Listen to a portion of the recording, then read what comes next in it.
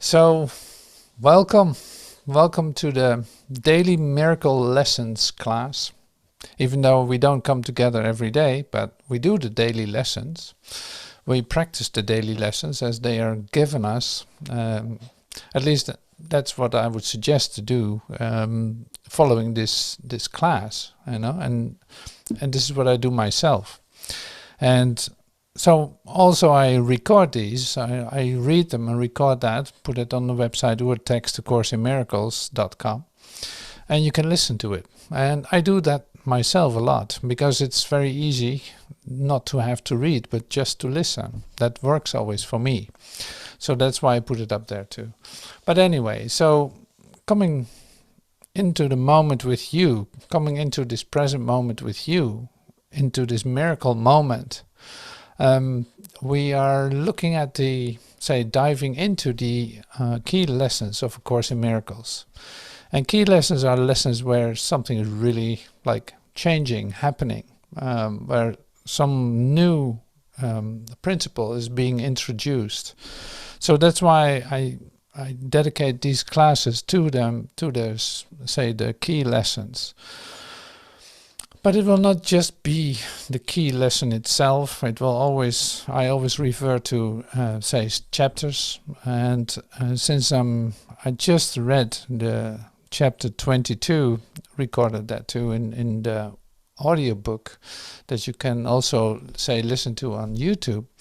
But when reading that and when doing the lessons, you see that there's an incredible connection between all of it. Like it's such a whole idea, such a whole teaching that's been given that it's so easy to connect it to, and to feel the support of the textbook in the workbook.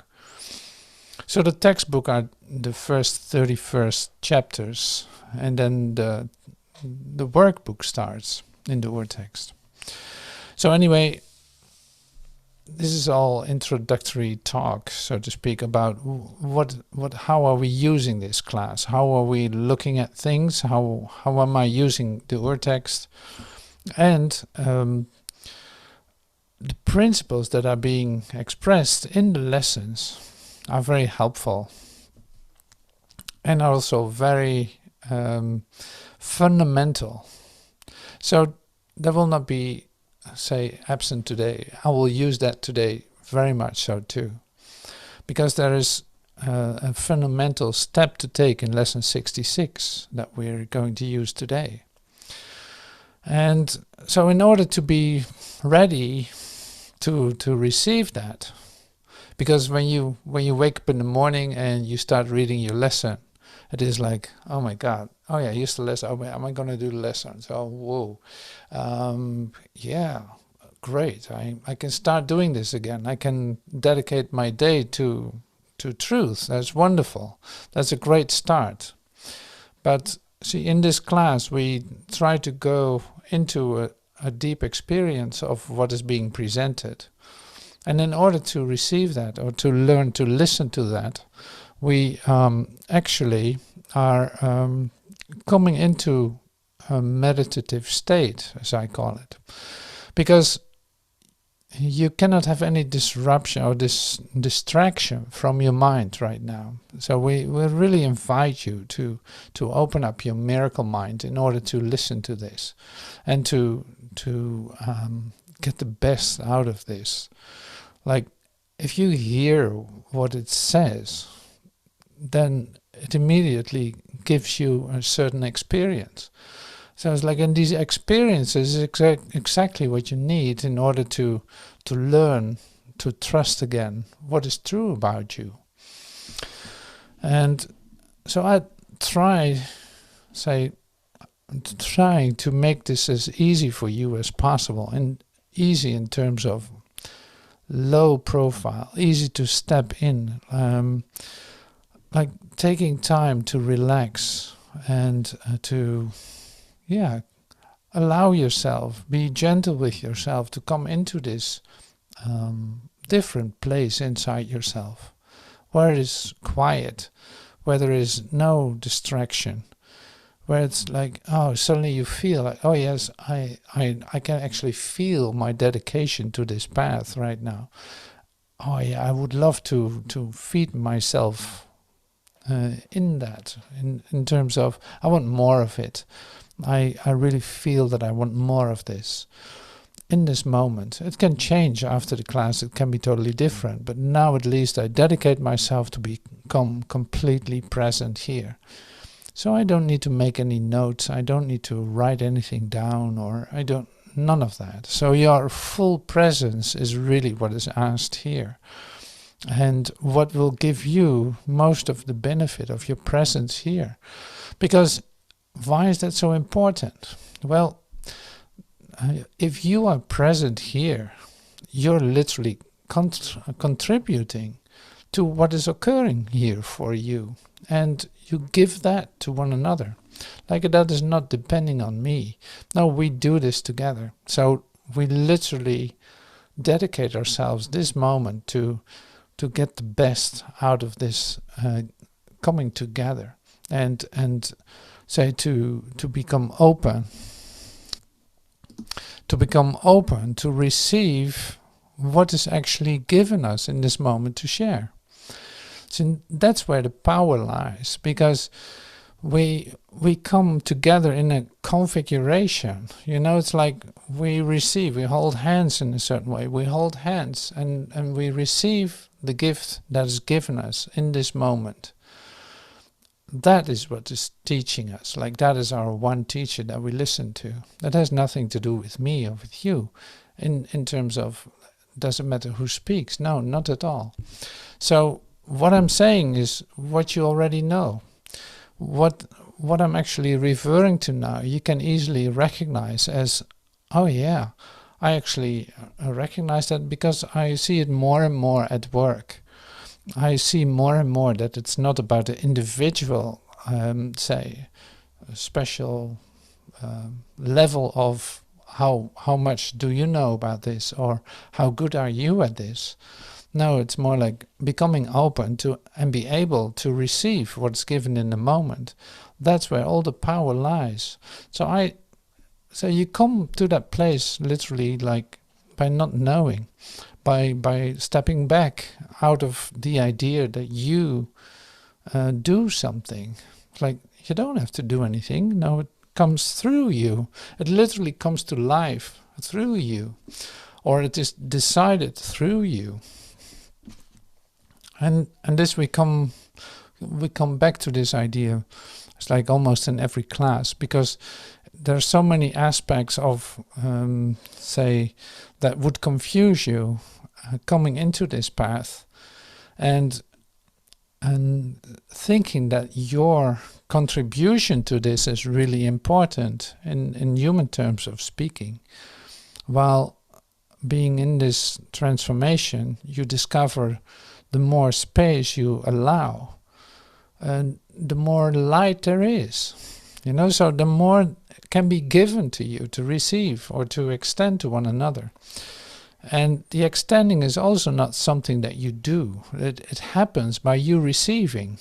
It's like, yeah, you literally receive the reflections from heaven. They shine right into your mind. That is what's radiating through when you receive this. So these are the technicalities or the concepts about it. But at the same time, when I'm saying this, you can come into the direct experience of it. So that's where, say, perception and knowledge start to cross over. So that's what we like to happen too. So today there's some ideas about perception will be shared, like how valuable is perception, what is the actual value of form, is it useful in what we're doing. Another part is the idea of, well, you are on this path and you come to say a fork in the road. Now, which of the branches are you going to choose? How are you continuing? So some of us will be right on that, in that spot of doubt. Do I go this way? Do I go that way? And others find themselves already chosen in a direction. Either way is fine, but it's just like about the awareness that you know where you find yourself in this process. So that is interesting too. So we use lesson 66, we go to chapter 22, and yeah, then we'll see what happens. So lesson 66, I'm just going to read, so the first and the fourth paragraph to start with. In the Urtext on page 317. And you can read in the blue book too, like it's still the same lesson number, and that's not too different. There are not too many changes in the lessons. So, but I will read it from the Urtext because I got a book right in front of me. My happiness and my function are one. You have surely noticed an emphasis throughout our recent lessons, to mention some. The light of the world brings peace to every mind through my forgiveness. Let me not forget my function. My function is the one that God gave me. So now we come back to lesson 66. You have surely noticed an emphasis throughout our recent lessons on the connection between fulfilling your function and achieving happiness. This is because you do not really see the connection. Yet there's more than just a connection between them. They are the same. Their forms, here's the word form, like the forms are different, but their content is completely one. Okay, we'll skip to the fourth paragraph then. Our longer practice periods today has as its purpose your acceptance of the fact that not only is there a very real connection between your function, the function that God gave you, and your happiness, but they're actually identical. God gives you only happiness. Therefore, the function He gave you must be happiness, even if it appears to be different. See, its form is perception, appears to be different. Even if it appears to be different,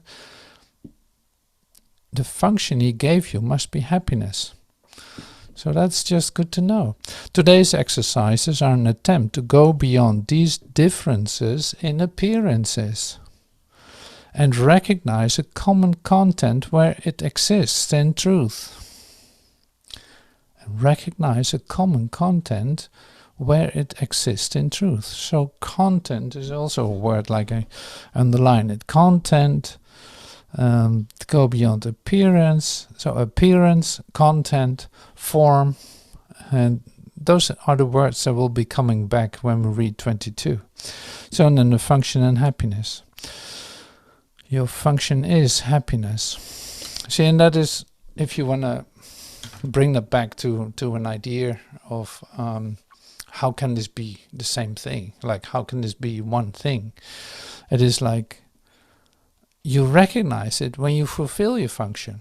Like that is fulfilling your function is suddenly entering into a place inside yourself where you actually feel that you are lifted up and are right in your natural state. Like that's how that feels. And it makes you indescribably happy because it seems and it feels like, and it is, that you're freed from the limitations that you perceived a moment before this as a human being. Now, if you go back to, for instance, the start of this class, that would be the same. I invited you to become completely present, and did you think about your problems that you had a moment ago? No, suddenly they're gone. They're like somewhere else. You start to come to the place where you fulfill your function, and it feels good. You know, it's like, yes, this is how simple that is. This is what that is. You feel that something is, say, falls away, say falls off your shoulders, or something is becoming lighter and lighter and easier to receive for yourself, and you want more of it. So it also comes with an expectancy and an excitement, if you will. So that is what you can recognize in the direct experience of this coming together of us. It's not any different.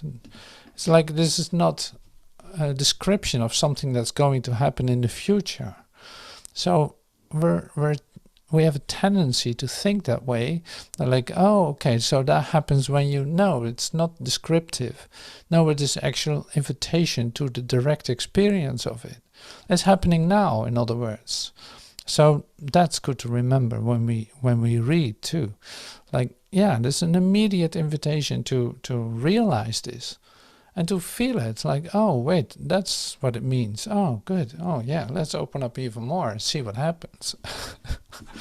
So that can go on, and that goes quicker and quicker in that sense, because it becomes attractive to you. So the first premise is that God, that's in L6, like in the 6th paragraph, the first premise is that God gives you only happiness. And then it goes in here, you probably read the lesson one day, as they go into the idea, this could be false, but then, then God would be a liar, for instance, something like that. Like, no, that's not what no. If God is love, He wants you to be happy, because that is what the love of God is, what joy is, and what happiness is, and what connection is, and what communication is, and that's happening in this moment. So that's the logic you can read in L6 and L7, and you go and take a moment to read that, because it makes it clear why you should trust what is being shared here, why the function and happiness are one thing. So I skip through to 8. Thus it must be that your function is established by God through His voice, or is made by the ego which you made to replace Him, which is true. Unless God gave your function to you, it must be the gift of the ego. Does the ego really have gifts to give, being itself an illusion and offering only the illusion of gifts? Well, you answer that. We skip to 10. You will listen to madness or hear the truth. Try to make this choice as you think about the premises on which our conclusion rests. We can share in this conclusion, but in no other, for God Himself shares it with us. Today's ideas are not a giant stride in the perception of the same as the same and the different as different. On one side stand all illusions, on the other side stands truth. Let us try today to realize that only the truth is true. So there's a bit of homework here still to check this out, what is being said in the say the paragraph 6, 7 and 8 with the premises, like, okay, so does the ego have gifts to give? No, it gives the illusion of gifts, something that you can never get to, like seek but do not find is its premise.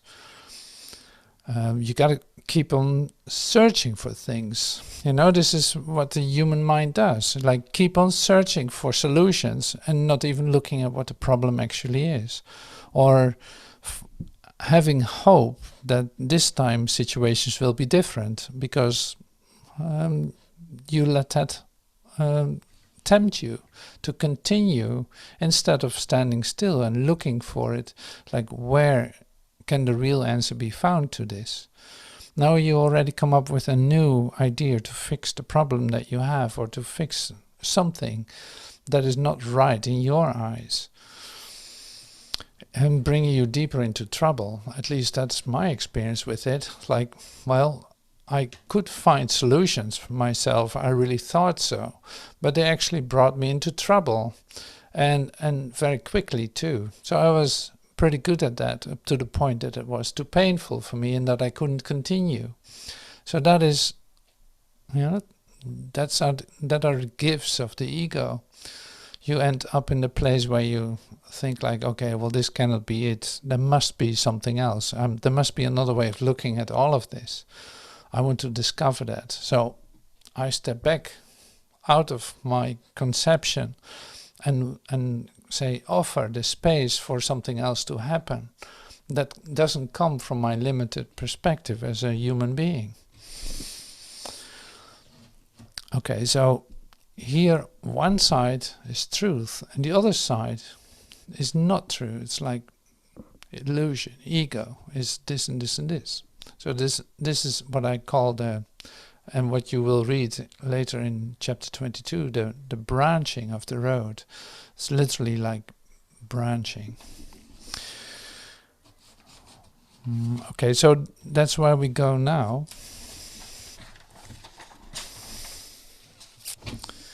And that is, so chapter 22 is salvation and the holy relationship. And then you have the part, the branching of the road. That's section E on page 215, at least from the Urtext. The branching of the road, and it's a special message.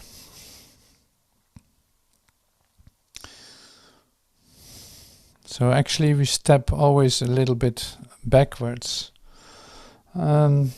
And we go to D7, sorry. So that's also on the same page, but it's on D7. So the branching of the road follows right after this. But it's nice to have this introduction just for the whole, say, continuation of what we're sharing. So D7. Nothing, see, and there we go to the idea of form. Nothing so blinding as perception of form. Nothing so blinding as perception of form. So what are you seeing with your eyes? So let's just take a moment, what are you seeing with your eyes? What is your perception of things? What are you seeing? You see form continuously, form, color, movement, and all this. It's like all this is what you perceive. So there's nothing so blinding as that. So that doesn't sound too good as in terms of information. It doesn't give you any information. No, it's blinding. Nothing so blinding as perception of form. For sight of form means understanding has been obscured. Wow, that's pretty extreme. For sight of form means understanding has been obscured. Only mistakes have different forms, so they can deceive. So mistakes can have different forms, so they can deceive. You can change form because it is not true. It could not be reality because it can be changed. See, this is really like what say the ego uses, or what we were just reading in lesson 66.2. It's like the confusion with form, thinking that the form, if the form changes, that is a real change, and no, that's not at all a change. So it can just be a temporary disguise of the content that's behind it. So reason will tell you that if form is not reality, it must be an illusion and is not there to see. It is not there to see. And if you see it, you must be mistaken. For you are seeing what cannot be real as if it were. What cannot be beyond what is not there must be distorted perception and must be perceived illusions as the truth. Could it then recognize the truth? So this is a beautiful, almost like a Celtic knot that you can wrap your mind in with trying to actually get what this says. It's like, wait a minute, if that, it's really hard to just align that in your mind. So it's like it keeps you busy, and you don't really get to the conclusion in its totality. Like it doesn't give you a follow-up where you can work with in your mind. So it shows you the impossibility of form and of your perception. So this little paragraph is actually full of, say, the first 20 lessons of A Course in Miracles. So it's like you're actually not seeing anything because you see changing form, and that will not give you any information. But, and this is really interesting, is it actually use it continuously to defend yourself, to position yourself, to say like, no, I like that, but I don't like that, or who knows how you do this. You know, it's like there's a continual, say, almost like a discussion about the form, about how this has to look, or what this one did, this body did. You know, it's like it's all related to form, all related to something that is not really there. So that's, of course, like in lesson 7, I see only the past. Like you literally are looking at something that is already over, but you have determined that this form has changed. So a form can only change in time, and see the time construct is so strong in your belief. It's unbelievable. Like every memory, every opinion that you have is rooted in time. So by origin, then, by this premise, it is already not true because it is rooted in time. And you use it to attack each other, you use it to defend yourself, you use it to continue your argument with everything. So that's really good to discover, you know, that you're doing that. It's like, oh my God, there's something that I don't have to do anymore. I literally try to forgive and do this and do that, but still making this true. And defending myself and attacking with my ideas of what I think is true, or what works for me, or the form that I chose, that is what it is. This is what I need, and that is what I don't need. This one is the one I love, and this one is the one I don't love. Or this one is welcome, this one is not welcome. You know, you do all these things based on your perception, based on your perception of form. So that's really basic, in fact, very basic to look at your perception like this, but it's very good to do this in a, say, a fundamental way, to discover that it is really like a beautiful, say, start of the place where you can let go of what you think is necessary to come to your happiness, in fact, and starting to fulfill your function, because that's basically what we're talking about. So you do all these things not to fulfill your function, and to delay the time that you come to your, say, to find your happiness. That's why that is actually really painful to see it like that, or to see what you're doing, that you're literally stopping yourself from your own happiness by say, differentiating in form. And yeah, that's not necessary. So it's like, how long are you going to play with that?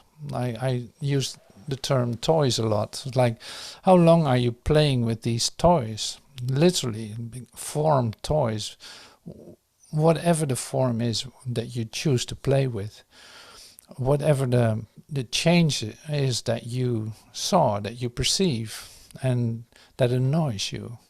How long are you going to play that? That game with yourself. See, all these things that you perceive also appear to be outside yourself. And that's also where the trouble starts, you know, for you, because you literally give energy to something that seems to be outside of you, and tempting yourself to to defend yourself against it or to not recognize it for what it is. So it's changeable, so it's not real. That's not so difficult to remember. No, so all these things are not so difficult to remember, but it has to do with something that's below that, and that is, are you willing to give up your game? Are you willing to give up your, say, sort of like your personality that differentiates so very well and so beautiful? Are you willing to give up your personality toy?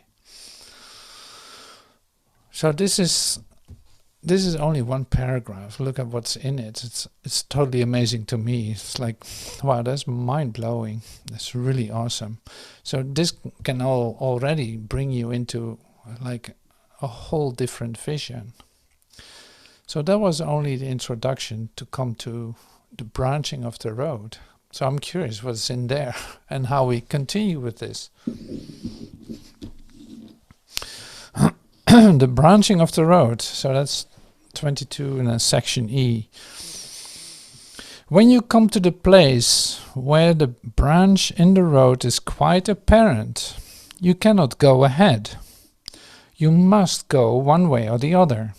For now, if you go straight ahead, the way you were going before you came to the branch, you will go nowhere.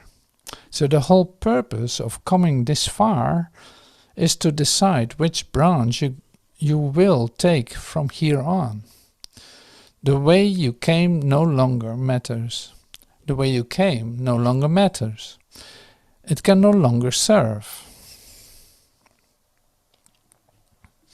See, no one who reaches, it's in the second paragraph, no one who reaches this far can make the wrong decision, but he can delay.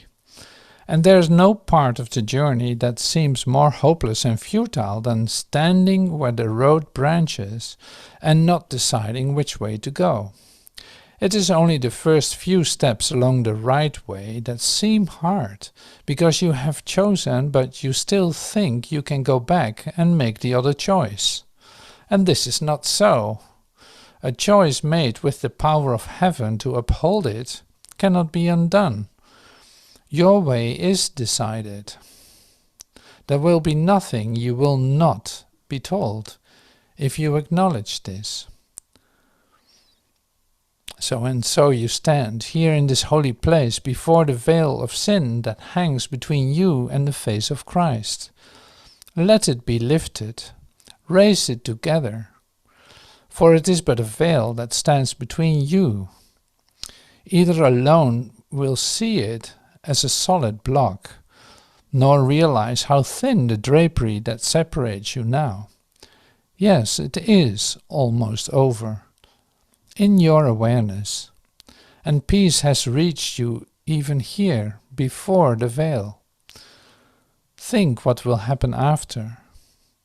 The love of Christ will light your faces and shine from them into a darkened world that needs the light. And from this holy place he will return with you, not leaving it of you or you.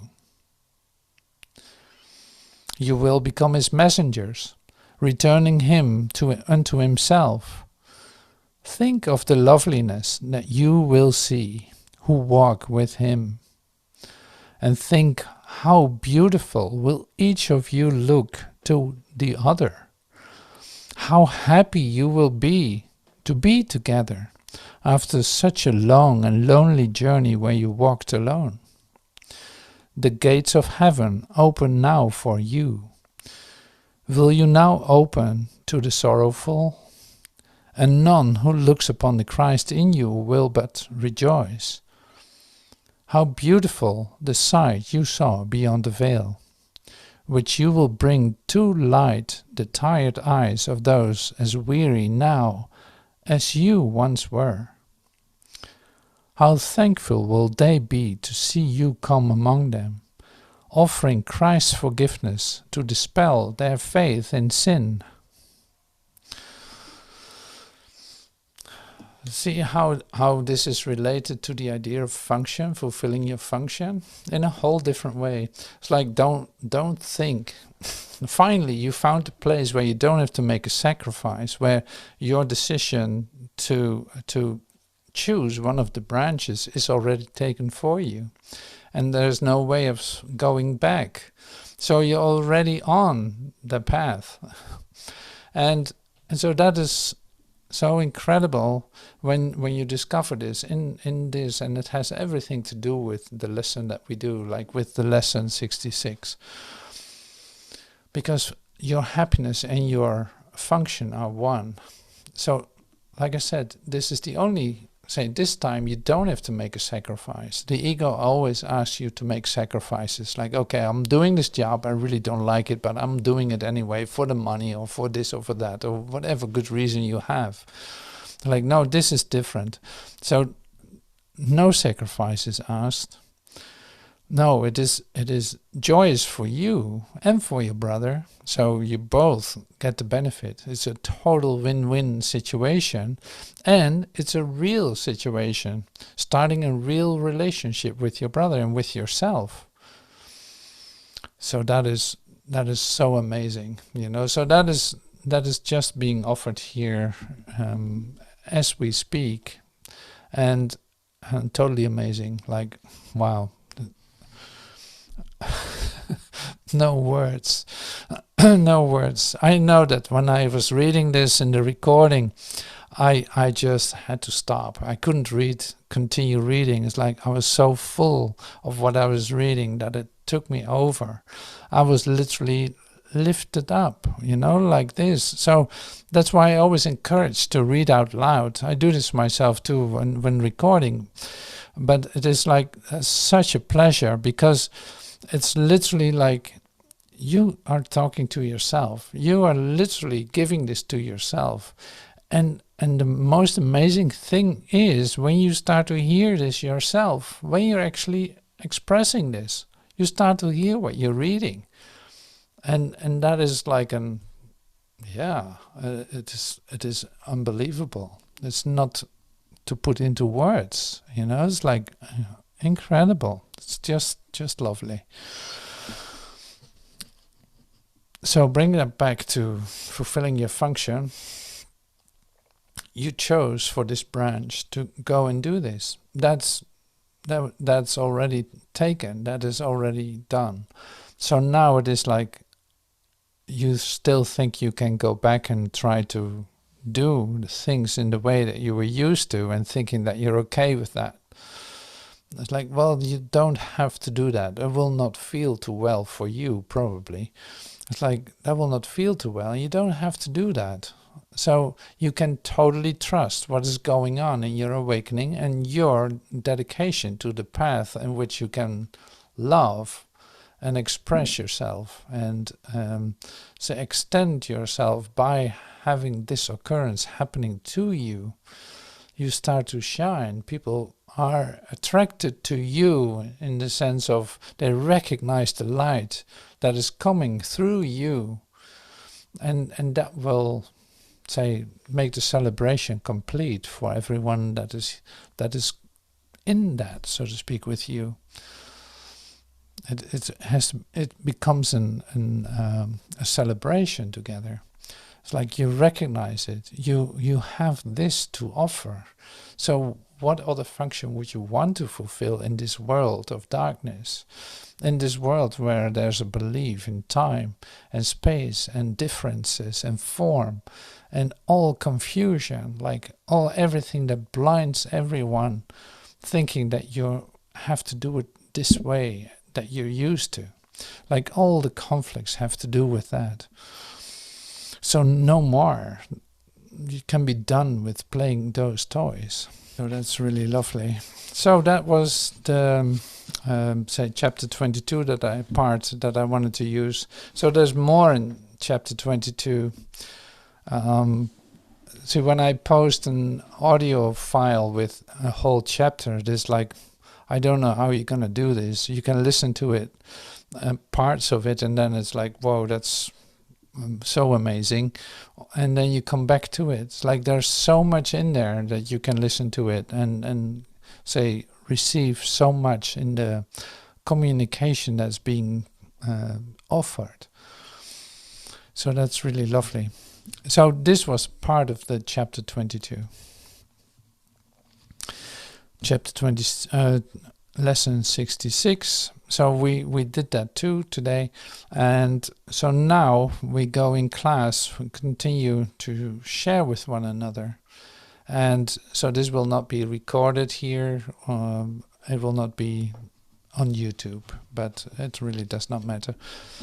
If you want to join the class, there's still enough space for everyone who wants to join. So you're welcome, you're invited to join. All are welcome. Come as you are. So what I always say is like, you're welcome. It is, hey, if you want to hear this, yes, please join. It's so great to have you here and opening this up in you and share that with us. Okay, so thank you so much, and hope to see you soon. Thank you.